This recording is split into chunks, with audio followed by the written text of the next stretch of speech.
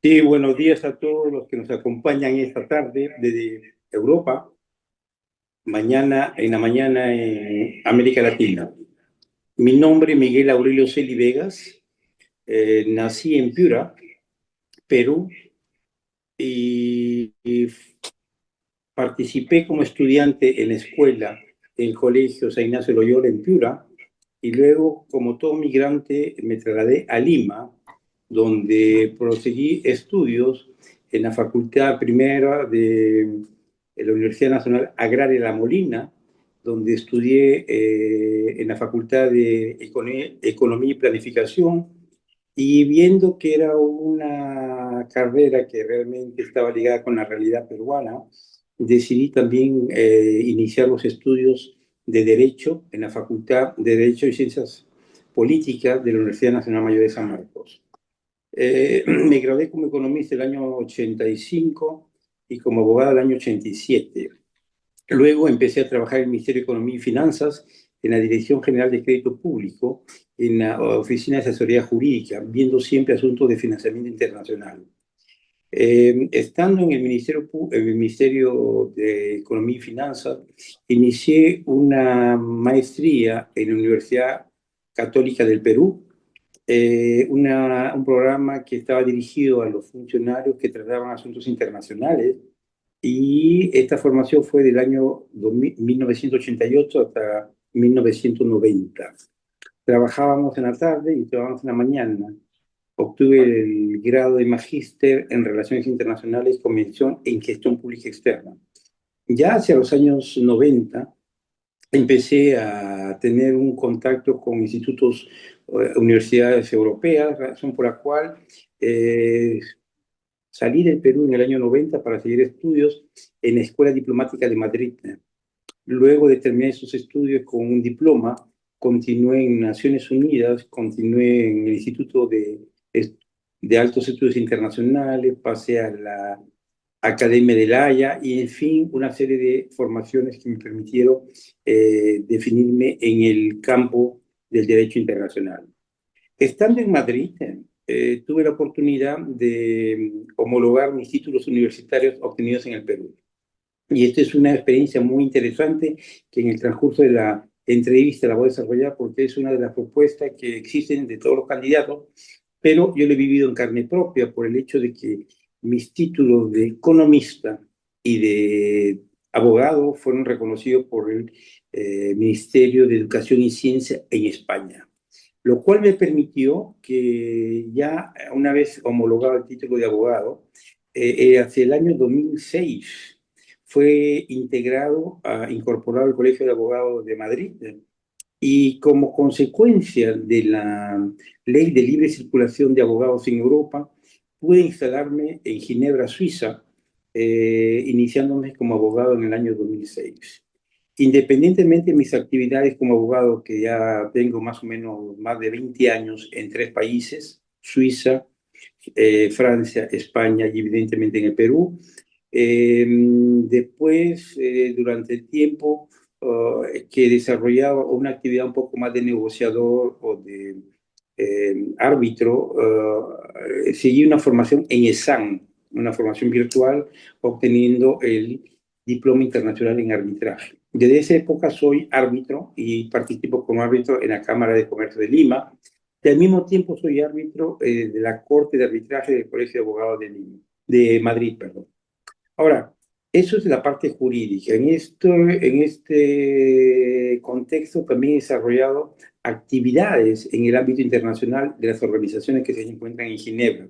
Soy representante permanente de organizaciones de la sociedad civil y participo en las conferencias de la Organización Internacional del Trabajo, de la Organización Mundial del Comercio, de la Organización Mundial de la Propiedad Intelectual.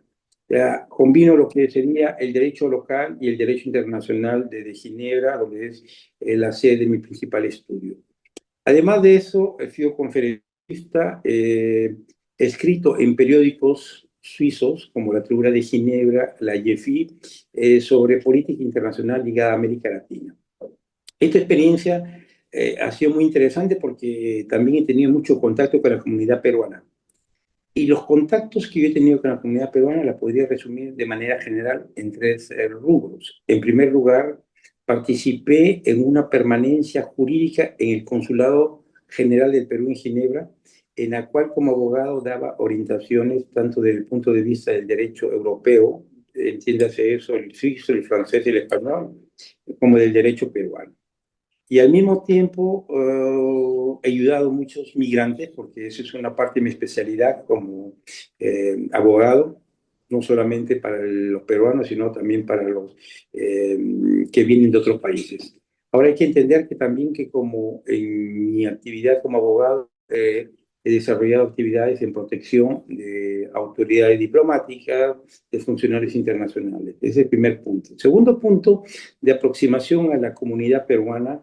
Yo he sido presidente de una Cámara de Comercio peruana-suiza que se creó ahí por el año 2006.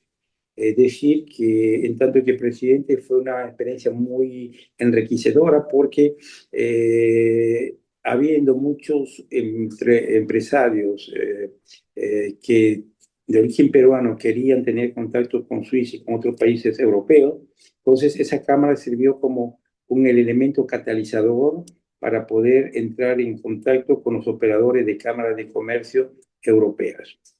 Evidentemente que mi labor con la comunidad peruana no se queda ahí. Yo también he acompañado a instituciones privadas o organismos de la sociedad civil a realizar proyectos en el Perú, pequeños microempresarios, pequeñas empresas, y eso continuamos haciéndolo de esta manera. Por eso que ¿por qué me presento a la candidatura en tanto que diputado? Es porque todos esos años de experiencia yo los he abocado a esa relación, digamos, de Perú con Europa. Evidentemente que hay algunos elementos que de la realidad de otros países las conozco de manera periodística y en algunos casos he intervenido en unos proyectos, pero también he participado en algún momento en procedimientos judiciales ante el órgano de Naciones Unidas para defender a los trabajadores que son licenciados de las organizaciones internacionales. Entonces, ¿qué es lo que se propone? Esta sucesión de años, porque ya más de 30 años en Europa significa toda una experiencia que tiene una secuencia lógica. Y dentro de la proposición que yo tengo para la comunidad migrante, que llegamos a ser en estimación más o menos 3.500.000 fuera, es decir, el 10% de la población peruana, y esperemos que no aumente después del resultado del 12 de abril. Pero de esos 3.500.000 peruanos, según información del Jurado Nacional de Elecciones, hay 1.200.000 peruanos que estarán habilitados a votar. Particular característica es de que la cantidad de peruanos que hicimos en el extranjero, según el Banco Central de Reserva, hay una aproximación de envío de divisas por un monto de 5.000 millones de dólares, que son destinados directamente a las familias para financiar sus gastos corrientes. Y eso es algo que hay que tener mucho en cuenta en la medida de votar, porque son años pasados fuera del país, tenemos nuestras familias, tenemos nuestros proyectos personales y profesionales, y como peruano algún día vamos a regresar para vivir ahí. Entonces, eso es grosso modo lo que sería mis antecedentes y cuál es mi propuesta. Evidentemente que la propuesta la voy a desarrollar en el transcurso de esta entrevista, un poco más detallado con ejemplos precisos. Gracias, ¿no? Lo que sí queríamos antes de comenzar, y lo dije al comienzo, es ¿por qué quieres ser diputado? O sea, ¿qué te animó a que tú participes como diputado? Mire, la respuesta para mí la resumo de la siguiente manera. He pasado tantos años en el sector, si se quiere, privado, ligado con la labor que realizan los consulados del Perú y las instituciones promotoras de la cooperación comercial y financiera, básicamente con Europa. El objetivo personal es hacer lo que ya hago en la vida corriente, pero que la hago de manera minúscula, con algunos clientes, con algunos proyectos que dirijo, y sería un poco mi aporte al país. ¿Por qué razón? Porque en tanto que analista de lo que pasa en el país, veo que hay mucha desconfianza, mucha pérdida de voluntad, porque estamos en una sucesión de muchos presidentes que cambian de la noche a la mañana. Entonces, la ventaja que tiene el Perú en este momento es exactamente que la economía funciona a pesar de ese problema político. Y como estamos en esa rutina, yo siempre cuando intervengo en las emisiones de televisión, cuando soy invitado en los programas locales, nos reunimos muchas personas y tenemos muchas ideas comunes, voluntad para cambiar lo que existe ahora en el Perú. Entonces, la oportunidad histórica que se presenta para mí es justamente esas elecciones. ¿Por qué? Porque en las actividades que yo realizo me gustaría, y ese es un llamado a la comunidad de los peruanos que viven en el extranjero, aplicarlo a nivel macro de país, donde haya un efecto multiplicador para todos los peruanos. Es decir, hay muchas leyes, hay muchas proposiciones, hay muchos candidatos, hay muchos partidos políticos, pero yo creo que mucho depende de lo que uno ha capitalizado en el tiempo, mucho depende de la confianza que hay que crear y sobre todo la viabilidad real, objetiva, jurídica, económica y financiera de lo que pueda ser mi intervención en esta posibilidad de ser candidato. ¿Por qué en el partido Perú Acción? Bueno, hay elementos que acaban de salir últimamente y hay mucha gente que critica, por ejemplo, a muchos candidatos que son ya de los partidos que le llaman partido miembro del pacto.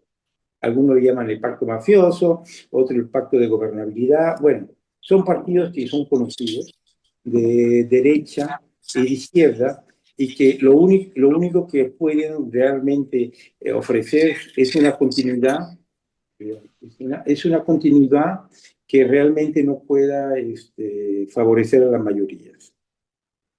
En ese sentido, yo creo que la situación, no sé si me sigue la grabación, pero en ese sentido es necesario tener en cuenta muchas alternativas que podrían ser viables para beneficiar no solamente a la comunidad de peruanos en el extranjero, sino sobre todo a las familias ya, y al círculo de amistades y de profesionales de los peruanos que están en el Perú.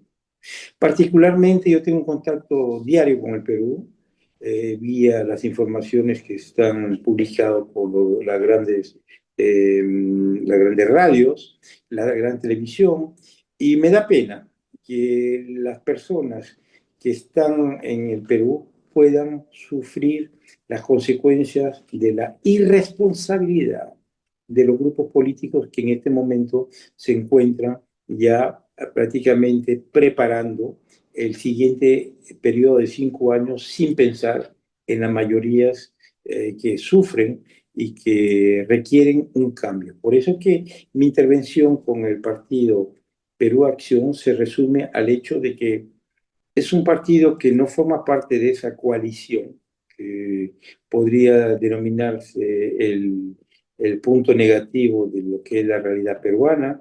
En segundo lugar, que es liderado por Francisco Díaz-Canseco Tábara, un político que cuando fue elegido diputado obtuvo la mayor votación y que también como empresario ha iniciado la exportación de la quinoa desde la zona de Cusco.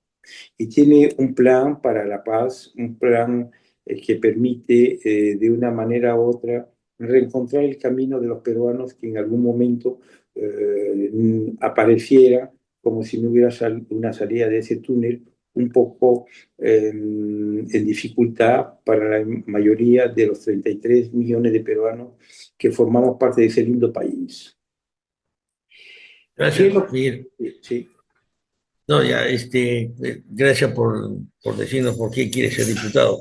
La siguiente pregunta es, ¿tú conoces qué cosa es o qué ha sido los consejos de consulta? ¿Crees que deberían funcionar otra vez los consejos de consulta? ¿Qué harías para que funcionen los consejos de consulta? Mira, los consejos de consulta ha sido una creación basada sobre la experiencia mexicana. El esquema teórico es muy bueno. De repente la implementación práctica vía el reglamento es algo problemático. Y tengo que decirles también algo que es la realidad del peruano del extranjero. Ya en este momento, por experiencia personal, le digo, en plena campaña, cuando uno habla de la población PEX, los mismos residentes en el extranjero no saben realmente lo que es el representante PEX. Y cuando le hablamos de consejos de consulta, tampoco. Dicen, recibimos información del consulado, no sabemos lo que hacen, pero realmente sabemos que existen algunos. Ahora, la idea es muy buena y dentro de mi proposición está de que esos consejos de consulta hay que volverlos más dinámicos. Es decir, en primer lugar, la manera como se eligen, en segundo lugar, la vida que hay que darle y en tercer lugar, hacer una divulgación de lo que significa la participación de los peruanos en el extranjero en los consejos de consulta. Modificaciones legislativas a hacer existirán siempre. Por el momento tenemos eso, pero también tenemos otras instancias que podrían sumarse a los consejos de consulta. Es el medio asociativo, es el medio gremial, y cuando me refiero al medio gremial hablamos, por ejemplo, de colegios profesionales peruanos.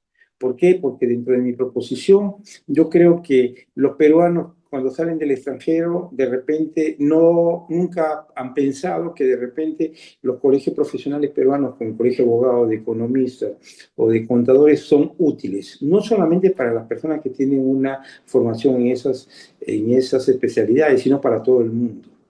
Porque si dentro de la planificación que yo tengo hacemos que esos consejos de consulta sean más dinámicos y que los colegios profesionales tales como el colegio de abogados, que podría ser un arma útil para facilitar, por ejemplo, los trámites consulares que se hacen en todas las representaciones diplomáticas en el mundo.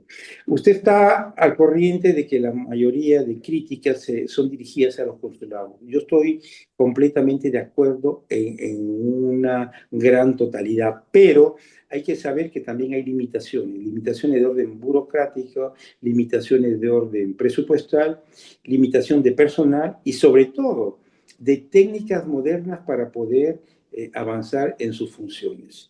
Por eso de que criticar está bien, hemos criticado y seguimos criticando de repente a los dos representantes de Renovación Popular y de Fuerza Popular, que son los dos diputados que han sido elegidos en el año 2021, pero yo veo siempre todo proceso de creación y de desarrollo como algo que hay que evolucionarlo en función de los objetivos que queremos. Si nuestro objetivo es favorecer a los 3.500.000 peruanos que están fuera del Perú, trabajemos en eso, dinamicemos los consejos de consulta, cojamos ya lo que han hecho los dos diputados, reformemos, adaptemos, no estemos en esa especie de conflicto de tener que hacer una gestión de las cuentas. Señores, yo como abogado les digo que a veces muchas leyes matan la ley.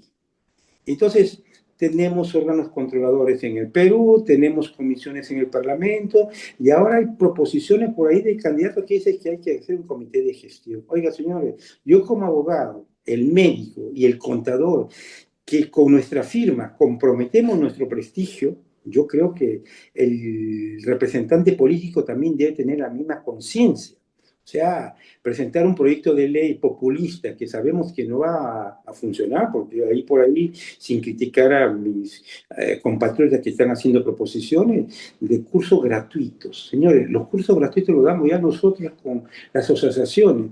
Por ahí tenemos el empleo de un chip, de un monedero digital. Oiga, señores, eso en la práctica existe. Yo cuando hago trámites para obtener para mis clientes al RENIEC, voy a la plataforma de pagalo.pe y lo pago. O sea, cuando presentamos soluciones que creen ser el último grito de la moda y tratamos un poquito el ropaje ideológico de decir que los peruanos estamos abandonados, 100%, hay que ver que la realidad dice otra cosa. Por eso que hay que tener mucho cuidado. Yo invito a todas las personas que van a votar este 12 de abril, en primer lugar, que sean conscientes por quién votan. En segundo lugar, que tengan la responsabilidad de votar. Porque según las estadísticas, en las últimas elecciones del año 21, apenas han votado alrededor del 30 o máximo 40%, el 40% creo que fue en la segunda ronda. Por eso que para traer un poquito lo que es las proposiciones reales para los 3.500.000 personas, yo digo, hay elementos que hay que utilizar. La economía digital. Yo tengo una plataforma, y ese es mi proyecto general, que si quiere ya lo podemos explicar en este momento o será un poquito más tarde, no lo sé. Ok, no, Miguel, después al final pues invitarlos Ya. a que participen de tu plataforma. La siguiente pregunta que tienen los peruanos que te vimos en el exterior queremos saber es, ¿tú crees que deberíamos tener una mejor representación o distribución de escaños en el Parlamento? ¿Te parece Mira, correcto que tengamos solamente 2 diputados y un senador? mira, esa es una pregunta que vale la pena tocarla ya ahora en esta legislatura. ¿Por qué razones? Porque si sacamos la cuenta cómo se distribuyen los distritos electorales en el Perú, según la ley del Jurado Nacional de Elecciones, los peruanos del extranjero representamos más o menos el equivalente de la población de Arequipa. Y Arequipa tiene 5 o 6 representantes en el Parlamento. Que estamos hablando de 3.500.000 personas o 1.200.000 de electores, que es lo que hay que tomar en cuenta para la elección del distrito electoral. Entonces, con esa lógica, teóricamente, habría que trabajar para una aumentación de la representación de los peruanos en el extranjero. Ahora, no es una forma de decir, vamos a pedir, pero ojo, ¿para qué vamos a pedir si no trabajamos la concientización, la información al peruano que va a votar en las próximas elecciones? Hay que hacer un trabajo paralelo. Es decir, forzamos nuestra proposición en el Parlamento y al mismo tiempo divulgamos lo que estamos haciendo para los peruanos del extranjero. ¿Y eso qué significaría, por ejemplo?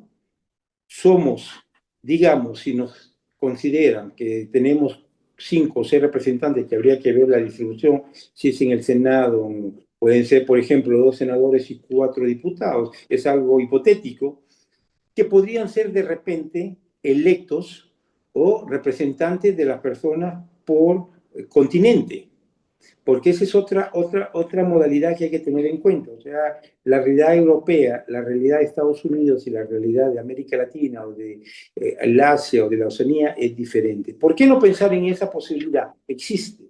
Ahora, evidentemente, esa redistribución que se haría afectaría a los otros distritos electorales.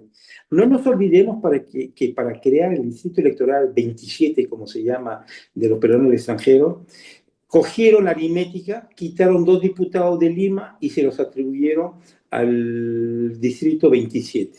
Ahora, ¿cómo será esa distribución? Evidentemente será técnica, pero ahora evidentemente lo técnico no necesariamente seguido por lo político. Habrá un componendo de negociación y podría ser de esa manera tener una mayor representatividad. Ahora, ese es el primer punto a tener en cuenta. Hablamos de representación, pero señores, la representación también depende de los candidatos, de los partidos. Y estoy seguro que después de las elecciones del 12 de abril habrán pocos partidos que quedan por la fórmula. Y por ahí hay especulaciones que ningún partido pasará a la valla. Esa valla de 5 diputados, 2 senadores o el 5% de las personas que tienen que votar. Bueno, esperemos ese resultado. Pero en todo caso, en este momento, por ejemplo, Radio Programas la semana pasada ha sacado una estadística que habla más o menos que 67 candidatos aproximadamente de los peruanos del extranjero viven en Lima o tienen dirección en Lima y sobre la base de 136 candidatos. Porque sabemos que de los 38 partidos hay algunos partidos que no están presentando candidatos a PEX en esta contienda. Y justamente el elector debe estar consciente que ese voto no es por desmerecer la calidad de los otros partidos, pero esos votos que no tienen lista de candidato PEX o que no tienen listas en el Senado, no van a pasar la valla, o sea, ese es el voto perdido.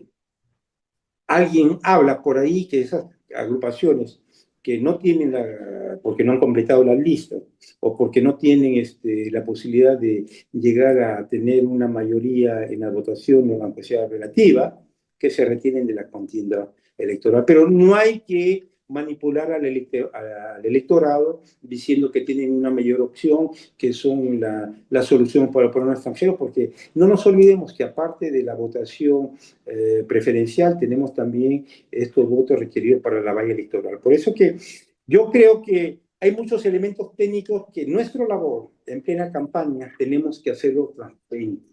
Decirle al candidato, oiga, usted va a votar por alguien que conoce la comunidad peruana en tal país, perfecto. Es que usted sabe que esa persona que pertenece a un partido que potencialmente no pasa la valla electoral, su voto será tomado en cuenta, esto habría que verlo. Ahora, como yo digo siempre, últimamente estamos en esa lucha de derecha-izquierda. Yo siempre digo, ya esa lucha ya no, casi no existe. Lo que existe es el populismo de derecha, el populismo de izquierda. Si queremos ganar votos, hay que prometer lo más fácil, sabiendo que no se va a realizar. Y eso es malo. Por eso que si queremos adoptar un comportamiento responsable en estas elecciones, sobre todo yo podría hablar de los peruanos en el extranjero, le pido a todos los candidatos que sean transparentes, que tengan un mensaje claro, que cambiar ese grupo, algunos lo llaman mafioso, algunos lo llaman pacto, que hay que cambiarlos. De los 38 partidos o agrupaciones que existen, de repente la mitad se puede salvar, de repente.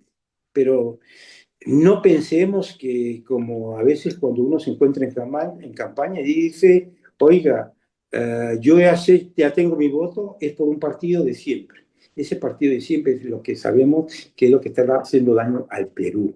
Por eso que en mi campaña he tratado, y continuaré a hacerlo, por lo menos integrar al, al votante que pueda saber por qué vota. Y enseguida, a veces es bastante difícil. Algunos amigos en el Perú o algunas personas que conozco de otros partidos, porque entre nosotros nos conocemos, me dicen por ahí, algunos de la campaña que estás haciendo saben lo que es el PEX y posiblemente saben por qué votar y por quién votar. Pero en el Perú, esa campaña, lamentablemente todo el mundo no sabe por qué votar y por quién votar. O sea, es la realidad. O sea, no nos podemos esconder con un paraguas o con una cortina, porque hay que abrir los ojos. O sea, si queremos un Perú como el que está ahora, que la figura presidencial está desprestigiada, que cambiamos todos los 1 o 2 años los presidentes, con el poder que va a tener el Senado a partir del 12 de abril, imagínense cómo será la composición de ese Senado de los grupos que están ahora. O sea, será una dictadura del Senado en la cual no podemos hacer nada porque el Senado va a poder definir los representantes de todos los poderes del Estado, incluso cambiar el presidente de la República.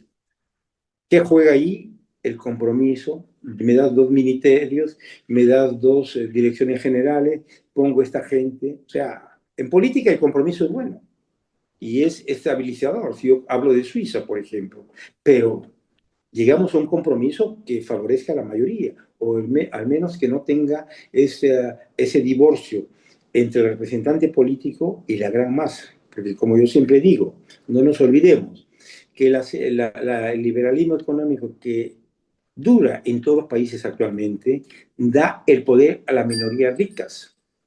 Y la democracia, que es el sistema único, imperfecto como sea, da el poder a las mayorías pobres. ¿Cómo conciliar liberalismo económico y democracia? Depende cómo organiza el poder político ese tipo de variación en la clase política en primer lugar y en segundo lugar cómo se quiere administrar el país. Por eso que tenemos una gran responsabilidad. Yo dando conferencias les digo, señores, el 12 de abril, pensémoslo bien, porque si el resultado que tenemos a las 18 o a las 20 horas en los noticieros, le aseguro que los 3.500.000 de peruanos que existen ahora fuera del Perú Si los resultados van en la tendencia que quieren los partidos que forman parte de ese pacto, le aseguro que ese 10% de personas peruanas que están afuera de Perú podría aumentar. Y hablo por la juventud, hablo por las personas que están en una situación de desesperación, hablo por esas personas que piensan que las elecciones van a cambiar. Pero no nos olvidemos que tanto yo como todos los representantes de partidos que hacen una campaña somos responsables de lo que presentamos. Y por eso de que pensemos bien, que esperemos que el 12 de abril no sea una elección de más, que sea una elección para cambiar lo que todo el mundo critica ahora, todo el mundo criticamos. Y los partidos que pertenecen a esas formaciones del pacto continúan a hacer campaña. Ahora, yo voy a votar, me pongo en la posición del votante, yo voto por lo que pienso que puedo votar y que pueda ser mejor. Pero si yo pienso que lo mejor es seguir así como estamos, y si a eso sumamos una mayoría silenciosa, porque hay que tener en cuenta eso. Cuando el populismo nace, hablamos de demagogia, hablamos de muchas cosas, pero el populismo, ¿dónde ataca? Esa mayoría silenciosa. Y por eso ya aparecen esos líderes outsider, elegidos por el populismo, porque me propusiste una cosa, yo te creí, bueno, y si me equivoqué, te podemos cambiar dentro de 5 años. Señores, la vida es corta. Y si vamos a pasar nuestra vida en instabilidad, esa delincuencia, esa inseguridad que tenemos ahora, no podrá realmente disminuirse con el gobierno que se quiera hacer, con las amalgamas como están haciendo ahora. Porque hay otra cosita que hay que tener en cuenta. La situación política, la política en el Perú en este momento no afecta a la parte financiera. Y hablando en unas conferencias, me dice, ¿qué pasa en el Perú? Yo de manera un poquito siguiendo la parte jocosa, le digo, mira, el Perú es bien simple. La economía funciona muy bien cuando todos los políticos que están ahora en el poder duermen. Porque cuando se levantan es donde hacen todo este tipo de cambios que van contra la mayoría. Pero en este momento, yo cuando voy a Lima veo que la economía circula. Hay construcciones, hay el dinero, hay los 5.000 millones de dólares que llegan de los peruanos del extranjero. Y se siente en la economía. No hay ese control de cambios. Hay un control fiscal, hay control financiero. Eso es algo bueno. Sobre esas bases hay que trabajar. Y ayer he escuchado, por ejemplo, que el primer ministro será Hernando de Soto. Yo creo que la parte del tecnicismo podría jugar una especie de facilidad, independientemente de lo que se le pueda criticar, porque en Perú criticamos que si fue condenado, si fue adúltero, si bien declaró algo en un medio televisivo. El hombre político, que es el hombre público, como el abogado, estamos expuestos a la crítica pública. Por eso que a veces hay que tener mucho en cuenta que hay que votar por lo que realmente uno siente y si quiere realmente el cambio o no. Hey, Miguel, gracias. Bueno, como buen abogado, te extiendes más allá de la pregunta que te hacemos, pero interesante tu disertación. Hay una controversia muy grande entre los peruanos en el exterior y se refiere a que nosotros en realidad hemos sido reconocidos a partir de 2020, que se creó el Distrito Electoral 27, pero las constituciones anteriores, hasta la última constitución de Fujimori, no nos consideraban dentro de un capítulo especial como peruanos en el exterior. Hay personas, tú como abogado y abogados constitucionalistas, que dicen de que no es necesario porque estamos incluidos como peruanos en la Constitución. Pero hay otras personas, ¿no? Y me incluyo yo en ella, que nosotros creemos que debería haber un capítulo especial de los peruanos en el exterior. ¿No? ¿Tú qué opinión tienes de cambiar eso en la Constitución para poder incluir un capítulo especial sobre los peruanos en el exterior? Y claro, muchos dirán, entonces tendría que haber un capítulo especial sobre los arequipeños, sobre los indígenas, sobre... No, nosotros no estamos pidiendo que nos den mayor cobertura, pero por lo menos hay algo que tiene que saberse. Nosotros como peruanos en el exterior no podemos ni siquiera, ¿no?, tener una representación para votar en las primarias en los partidos políticos, porque Exacto. no nos consideran una región, porque no nos consideran, digamos, votantes para poder elegir a los candidatos en las primarias de los partidos. Entonces, yo creo que con un cambio constitucional donde se especifique que podemos ser como, no sé, se me da una idea de que se podría ser una región PEX, dirían, bueno, pues la región es muy grande, no está muy distribuida en el mundo. Habría que buscar un método, pero ¿tú crees que en la Constitución se podría añadir un capítulo sobre los problemas en el exterior? Y lo otro es, ¿tú estarías de acuerdo en un cambio total de la Constitución o parcial de la Constitución? Te lo dejo. Mira, yo te respondo con la práctica. Yo soy un abogado que pienso que el derecho evolúa. ¿Por qué razones? La Constitución es del año 93. Ya, si hago el comparativo, hace 32 años. Yo estoy fuera del Perú más o menos por esa época. ¿Es que yo he cambiado? Evidentemente que sí. ¿Es que la situación del Perú ha cambiado? Evidentemente que sí, aparte de los cambios que se dan de presidente. Ahora, el cambio de la Constitución, estoy de acuerdo. Ahora, independientemente de lo constitucionalista, lo político, lo que quiera, en la práctica, con las leyes que ha dado el Parlamento, de ya la creación del Senado, es una modificación de la Constitución. Entonces, hablaba, y esa es la lucha permanente yo diría, entre la izquierda tradicional, a veces catalogada como extrema, que quieren un cambio en la Constitución, pero si la Constitución, es verdad, hay elementos técnicos que mantiene de los años 90, pero la realidad de los años 90 es diferente a la de ahora. En los años 90, si hagamos una comparación muy fácil, el Internet en los años 90, ¿existía o no? Sí. ¿Era caro? Sí. Ahora que tenemos es barato, gratis. Es un cambio tecnológico que ha inducido a los sistemas políticos a cambiar todo. ¿Por qué no cambiar una constitución en función de lo que queremos? Y el distrito PEX, si bien se ha creado recién en el año 2020, es cierto que han habido iniciativas que han sido, como tú lo has dicho, que somos peruanos probablemente de segunda categoría, que no nos interesa, que tenemos que estar adscritos a Lima, como era antes, o mismo al Perú, pero nos olvidamos de una cosa que es esencial. Crear una legislación, crear una constitución, significa ver cuál es el cosmo, el objetivo, por qué se cambia la constitución. Yo voy a hablar únicamente por los PECs.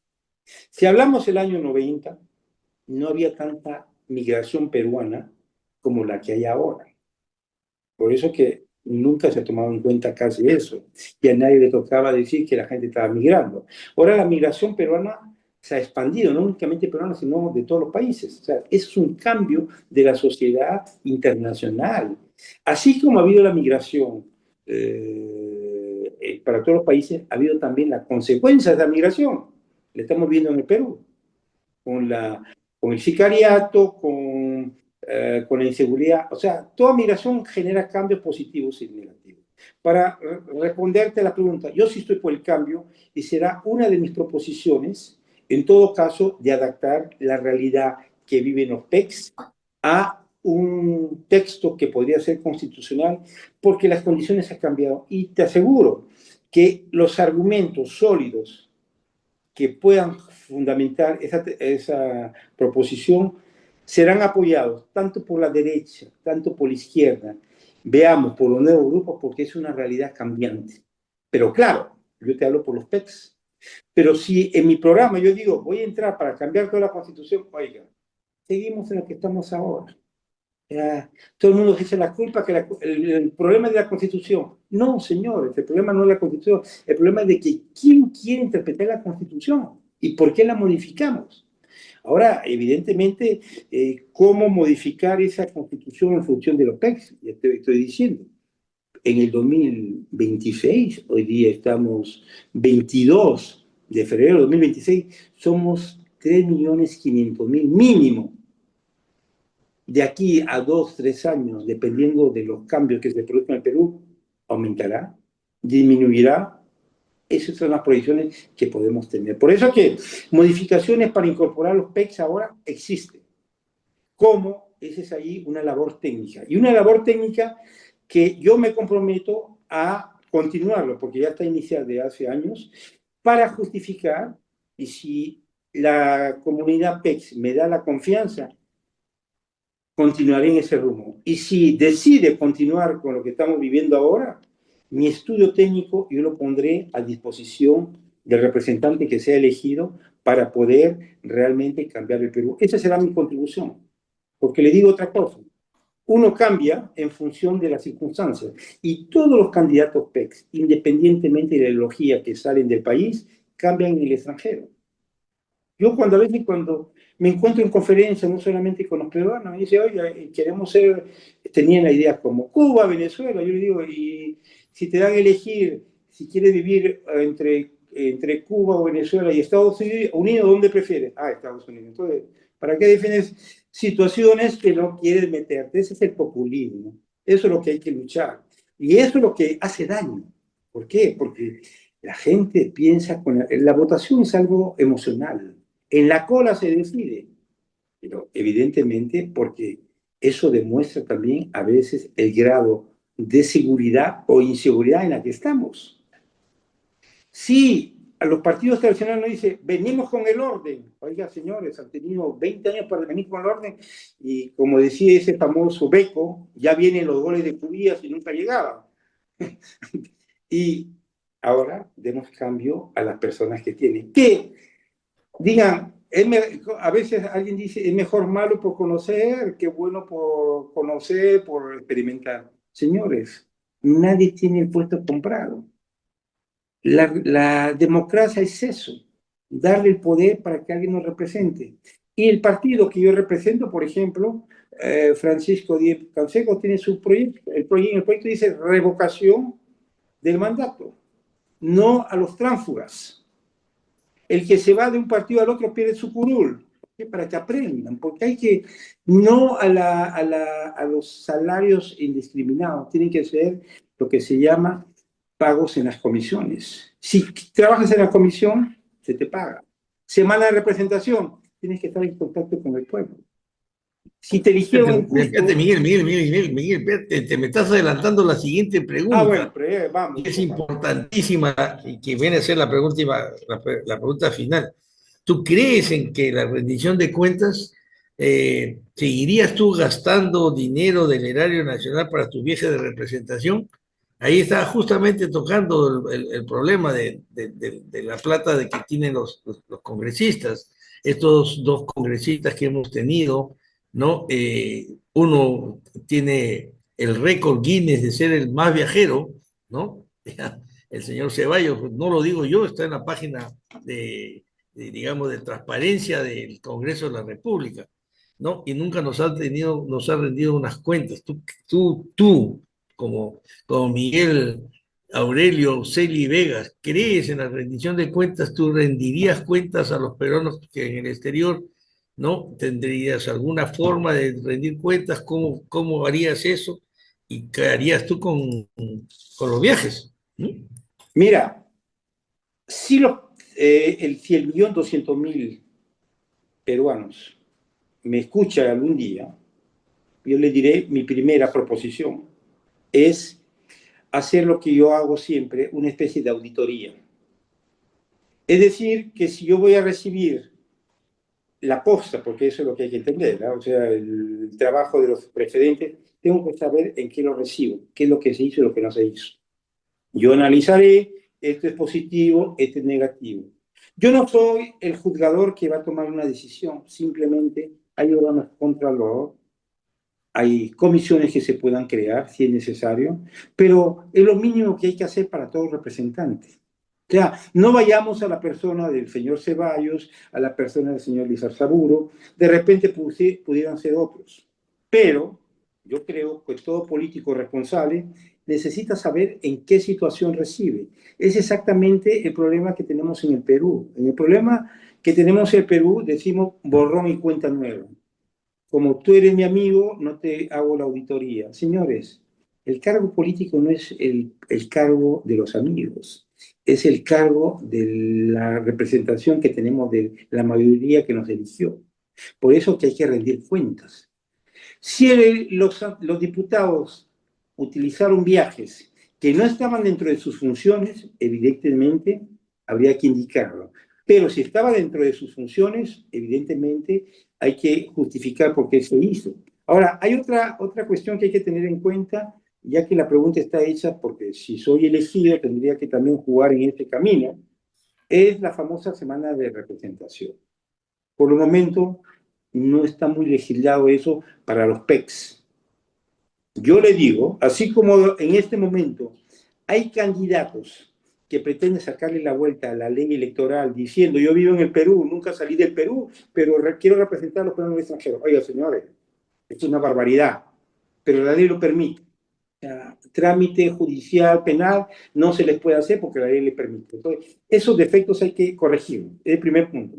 Segundo punto, hay que evitar también las fugas, es decir, que si el señor víspera de elecciones, si la ley dice que tiene que vivir un año en el extranjero como mínimo, que no le saque la vuelta a la ley, que venga un año antes de las elecciones y diga, ok, ya viví, puedo ser candidato a los PECs, porque conozco el Perú. No, señores, hay que ser muy estricto en las condiciones. Ahora, ese tipo de control es el Parlamento que lo hace, la ley que lo determina y el reglamento que lo ejecuta. ¿Quién va a hacer eso? Los políticos. Y si nosotros tenemos políticos como los que tenemos ahora en mayoría, de seguro que no va a cambiar nada, porque entre ellos se van a proteger. Por eso que hay que tener muy clara la situación. Nos enfrentamos probablemente a un monstruo que debe estar un poquito cubierto por donde uno vaya. Pero si no hacemos el intento de penetrar en ese tipo de coliseo romano cerrado para algunos, les aseguro que las generaciones futuras que han crecido en el Perú dirán, oiga, ese país no es para mí. Mi padre vinieron. Imagínense qué es lo que podría pensar el peruano, nuestros hijos, sus hijos, que salieron del Perú y, oye, mis padres se sacrificaron. Y empezaron de cero en el extranjero. Y el país de donde salieron, regresamos y no hizo nada por ellos. Y tampoco lo hace para nosotros. Entonces, ¿qué queremos? Una confrontación por apetitos personales, egoístas, o queremos sentar las bases para un país que en algún momento podría cambiar de camino. Por eso que estas elecciones son muy importantes. ¿Eh? Yo a veces le digo a la gente, señores, piensen por quién van a votar. Ustedes vienen extranjeros, sí, pero cuando ustedes van allí porque tienen la familia allá y porque tienen de repente un bien de la familia para los que tienen, porque la mayoría no tienen, o porque tienen una empresa, porque tienen un amigo, porque tienen un familiar que está enfermo, estamos ligados por donde quiera el Perú. Si yo mando medicina por el correo postal, imagínense cuántas son las trabas burocráticas que me hacen para enviar de repente un medicamento que más cobra el Estado por los impuestos, por las tasas aduaneras, que el costo mínimo.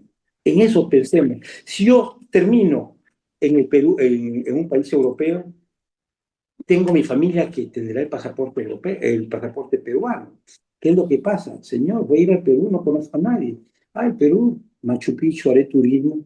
Hemos perdido esa generación, hemos perdido esos 3 millones que estamos ahora afuera, o 3.500.000, y de repente perderemos más. Es que vamos a la balcanización del Perú. Yo creo que si las cosas no cambian y siguen como están ahora, el Perú será como los Balcanes, es decir, se dividirá los que están afuera y los que están adentro. Los que están afuera, bueno, los que están adentro que se queden porque ellos eligieron. Y ahí la responsabilidad de lo que estamos, de algunos, no de todos, de los que estamos afuera, y dice, ¿sabe qué? Yo ya no vivo en el Perú, yo ya no tengo nada que hacer, me da igual que vote o no vote. No, señores.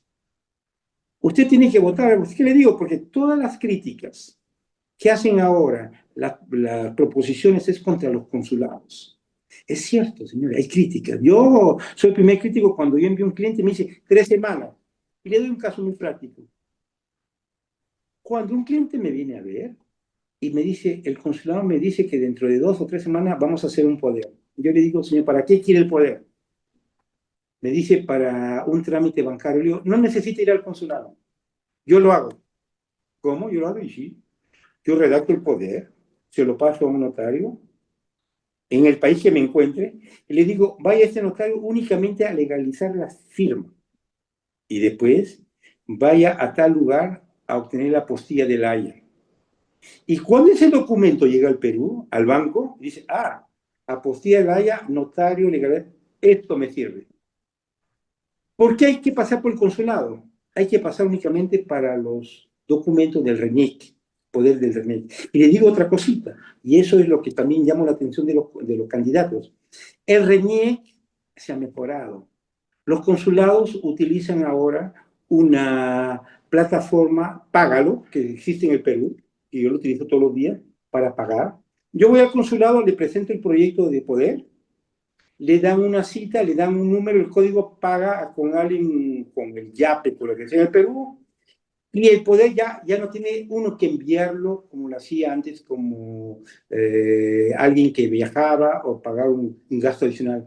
Ahora, la persona que llega con ese recibo de pago va al SUNAT y encuentra el poder ya allí inscrito.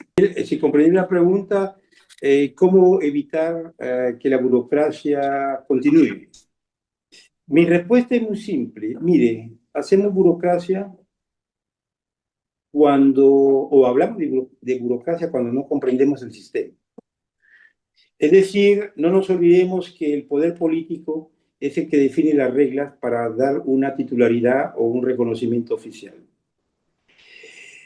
Por ahí, dentro de las propuestas, y tomo algo como ejemplo, hablan de que el Estado debe dar un certificado para un reconocimiento del título universitario de un país para que sea reconocido en el país donde llegue el migrante. Bueno, yo diría populismo puro. ¿Por qué razón?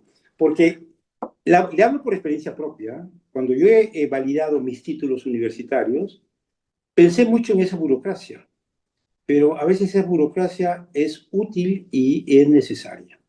No por el hecho de que sea algo que va a impedir de controlar lo que significa un reconocimiento de diplomas, sino porque la misma directiva del país que fijan las condiciones establecen los criterios. Por ejemplo, en el Ministerio de Educación y Ciencia de España, en la época, yo como egresado de San Marcos y de La Molina, me homologaron los títulos porque realmente habían acuerdos entre universidades peruanas y españolas. Pero, a pesar de esos acuerdos, la homologación o la equivalencia me duró 2 años. Porque hay que verificar, en primer lugar, si las firmas son correctas, si las asignaturas son las que corresponden al programa. Y le digo además otra cosa. Yo lo hice en el año 90. Hoy día, a partir del año 2010, que ha cambiado un poco la legislación europea para los abogados, los controles son más estrictos. No por el hecho que vengan de un país o del otro, es porque la misma exigencia de la Unión Europea.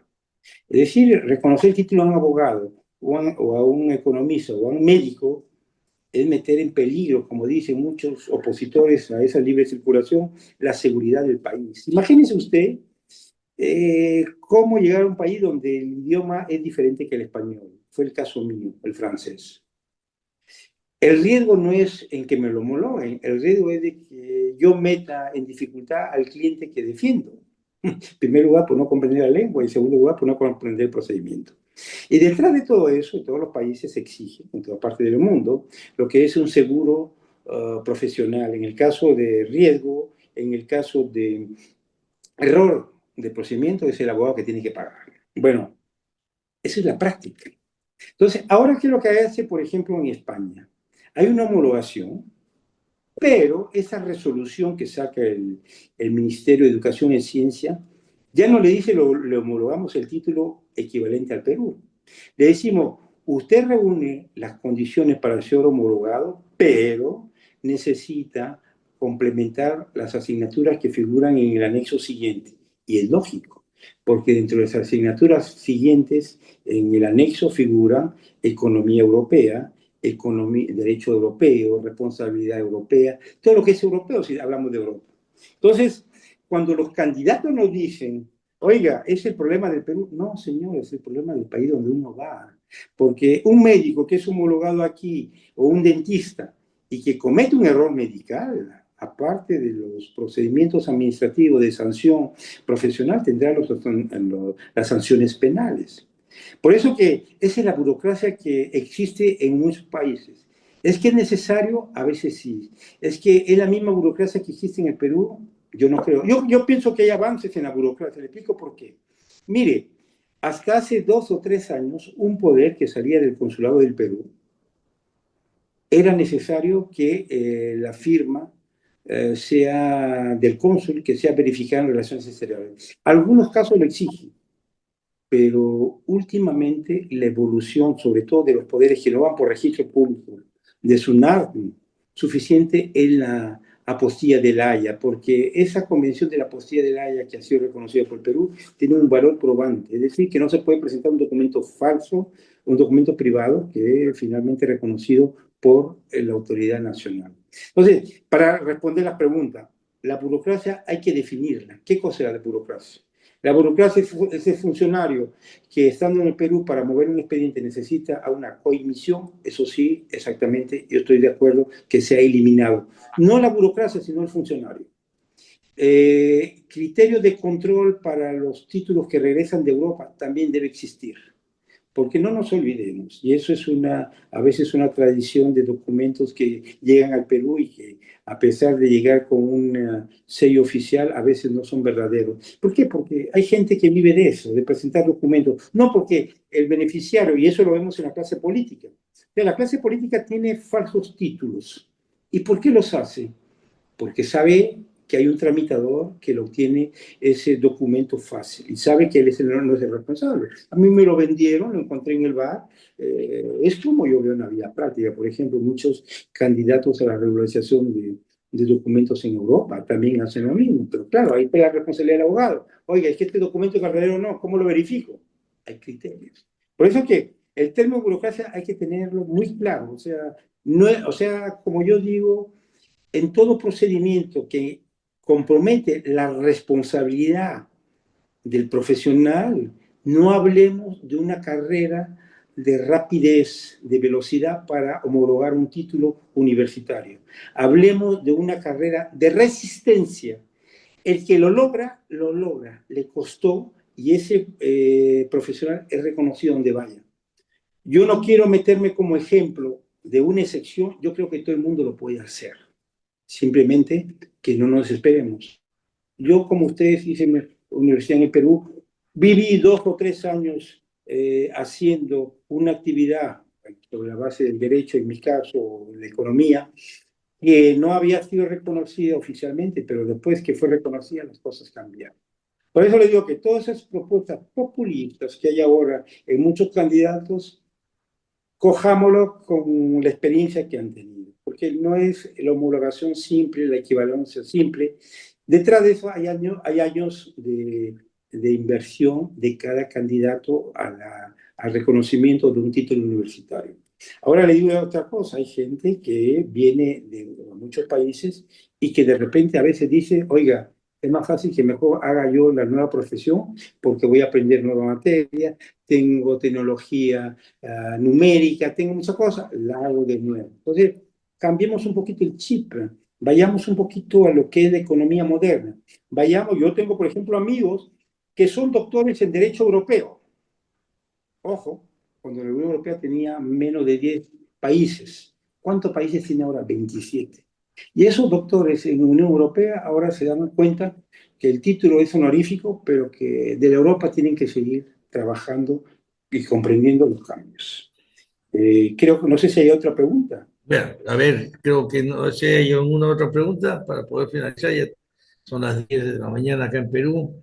A ver, no, parece que no, nadie más. Así que, Miguel, te dejo para que te despidas del público, ¿no? Muy cortito, por favor, para ya dar por terminado esta entrevista. Te agradezco ¿no? De sobremanera que hayas aceptado estar en este espacio, este pequeño espacio, que lo único que trata es de demostrarle a todos los peruanos que nos ven en Facebook, en YouTube, ¿no? Y en mis páginas, por supuesto, ¿no? Conocer a los candidatos, ¿no? Y que el 12 de abril se vote con un voto informado, sin ninguna presión y sin ningún miedo al voto. Adelante con tus últimas palabras, Miguel. Miguel Sí, Aurelio muchas gracias. Mira, Jiménez. yo creo que en la humildad aparece la grandeza de la persona. Yo no hago diferencia entre chico y grande. Yo lo que hago es el valor humano de la persona. Y eso uno lo aprende en el transcurso de los años. Un título o un pasaporte no cambia a la persona. Por eso, peruanos, el 12 de abril, voten por el cambio, voten por la mejora del país, voten por Perú Acción, voten por Francisco Díez Canseco y los diputados, para los diputados PEC marquen el número 3. Los cambios que vienen, yo voy a hacer una proposición técnica sobre la base de economía digital, que ya lo hago ahora con los privados. Tres cosas, rápidamente. Corporación financiera para los PECs, que habrán líneas de crédito, que habrán financiamiento de las pequeñas y medianas empresas. Segundo, volé de mi proyecto, lo que es la formación y la investigación, lo que hemos hablado de generación de reconocimiento de formación, de títulos y de formación online. Y tercer elemento, la cooperación internacional.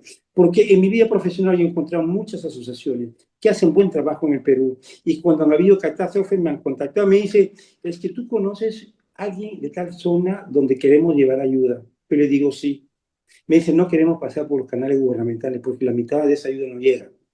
Yo lo que hago, como representante jesuita, donde estudié en San Ignacio de Piura, tengo contactos, tengo asociaciones, tengo algunos miembros que han trabajado conmigo en algunos proyectos y buscamos una institución local y mandamos los alimentos, mandamos los víveres que aquí en Europa exige. Y para eso, señores, si esos esfuerzos lo hacemos de manera general, me imagino que el peruano que está en cualquier parte del país y que quiere llevar esa ayuda al Perú, y si le damos el instrumento legal, que no va a ser realmente una presa para el organismo público que le va a cobrar todo lo que entra al Perú, les aseguro que todo lo que nos sobra, entre comillas, por cambio tecnológico en nuestros países que estamos viviendo, lo podemos enviar al Perú. ¿Para qué? Para que la pequeña asociación, el pequeño grupo o la pequeña escuela que no tiene computadora,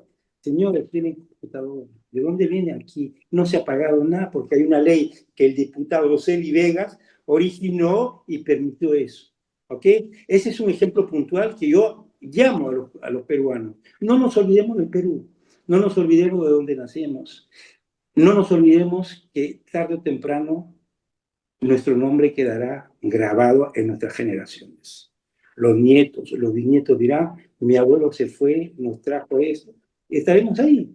Pero si decimos el 12 de abril, ¿sabes qué? El Perú no me interesa. Yo tengo mi voto, ya sé por quién votar, son los partidos tradicionales. Entonces, señores, a esos señores que piensan de esa manera, quisiera saber qué es lo que piensan de la vida y por qué siguen viviendo si no quieren el cambio. Por eso, peruanos, estoy confiados en que ustedes eligieran la mejor opción y sobre todo ver que ahora, gracias a programas como el pequeño que acaba de mencionar, que es el tuyo, hay un efecto multiplicador. Ese efecto multiplicador es porque la gente que está de repente en el último recóndito del Perú nos escucha y nos dice, oiga, esto lo podemos copiar. Entonces, he visto un candidato que no fue elegido diputado porque la mayoría no quiso. Me contactan. Señores, seguimos haciendo el mismo proyecto. Igual para los inversionistas, igual para todo el mundo. Por eso, muchas gracias por la invitación. Yo creo que el granito de arena que tú pones es mucho en el mar de confusión de toda esa población que está ciega al momento de las elecciones y que un globo celeste o un globo naranja dice, ese es mi partido por el cual voy a votar. Muchas gracias, señores, y nos vemos en la próxima oportunidad. Miguel, perdóname, no te voy a acordar antes porque, como siempre, como buenos peruanos, nuestro querido compatriota Osvaldo Boy quiere hacerte alguna pregunta porque ha levantado la mano, ¿no? A Ya, la hora de la despedida. Osvaldo, desde Italia, desde Milano, me parece que está o Milán. Yo ya no entiendo mucho las divisiones en Italia, pero, estimado Osvaldo, a ver, tu pregunta, por favor, para poder terminar. Hola Javier, se escucha, ¿no? Sí, perfectamente. Saludo desde Torino, A Javier, Torino. desde Torino. No, nuestro problema no es con el desarrollo. El problema que tenemos nosotros como PEX es mucho más grave, porque tiene que ver con la relación con el Perú. Nuestro diputado o senador debe trabajar en función de agilizar todo aquello que nos relaciona con nuestra patria, porque para eso están. Tiene nada que ver con los países de residencia. Lo otro es cuánto está, digamos, preocupado por aquello que acaba de mencionar, la digitalización de nuestros consulados. Y eso reduciría enormemente al elefante que habíamos en relaciones exteriores, porque no es justo que una población menor de 12.000, sino 15.000, tengamos 4 cónsules. Entonces, no sé qué hace uno con el otro. Y además de ello, y tengamos 4 cónsules y 3 empleados. Vale decir, tenemos más capitanes que remeros, exacto. ¿no? Entonces, eso es una que evidentemente tiene que ver con la digitalización y hace que nuestro... Sabemos que el Ministerio de Relaciones Exteriores del Perú es el más costoso del aparato estatal. ¿Qué se haría con respecto a ello? Gracias, Ya. Osvaldo. A ver, Mira, Miguel, ya al- este es fuera de récord, pero todavía estamos grabando, así que ya, contéstale a mira, Osvaldo. 3 puntos.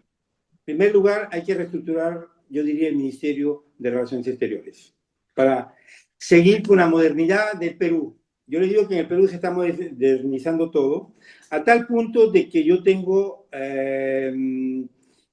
audiencias virtuales con algunos centros de conciliación y eso funciona muy bien.